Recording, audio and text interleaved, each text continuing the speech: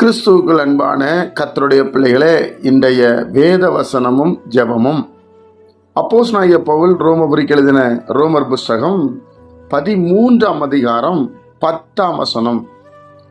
அன்பானது பிறனுக்கு பொல்லாங்கு செய்யாது, ஆதலால் அன்பு நியாயப்பிரமாணத்தின் நிறைவேறுதலாய் இருக்கிறது.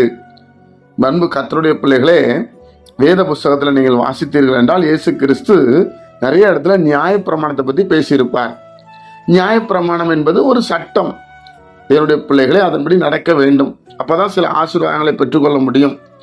ஆனால் இங்கே அந்த நியாயப்பிரமாணத்தை நிறைவேறுதலை எதற்கு கொண்டு வருகிறார் என்றால், நமது ஆண்டவராய் இயேசு கிறிஸ்து அன்புக்கு ஈடாய் கொண்டு வருகிறார்.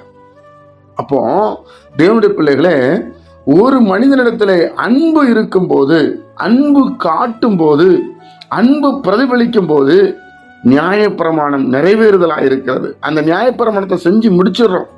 அப்ப தேவனுடைய பிள்ளைகளே, நாம் ஒருவரில் ஒருவர் அன்பா இருக்க வேண்டும் என்று இயேசு கிறிஸ்து புதிதான கட்டளை கொடுத்தார். தேவனுடைய பிள்ளைகளே, அன்பும் ஒரு கட்டளையா இருந்திருக்கலாம். இப்போ கர்த்தர் அதை வலியுறுத்துகிறார். நீங்க அன்பா இருந்தா போதும். ஏனென்று சொன்னால், உங்களுக்காக, எனக்காக, நம்ம எல்லாருக்காக அவர் சிலுவையை சுமர்ந்திருக்கிறார், இரத்தத்தை சிந்திருக்கிறார், பாவமாக்கப்பட்டிருக்கிறார் தேவனுடைய குமாரன். அப்போ அவர் சொன்ன அந்த அன்பிலே நாம் வளரும் போது நாம் நியாயப்பிரமாணத்தின் நிறைவேறுதலாக இருக்கிறது என்று சொல்லி பார்க்கிறோம்.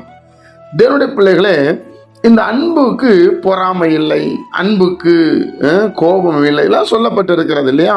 அப்போ நாம் அன்புள்ளவர்களாய் நடக்க வேண்டும் என்று ஆண்டவர் விரும்புகிறார். ஆண்டவராகிய இயேசு கிறிஸ்து விரும்புகிறார். இயேசு கிறிஸ்துனுடைய அன்பு பாருங்க, விலை மதிக்க முடியாத அன்பு, தன் ஜீவனையே கொடுத்த அன்பு.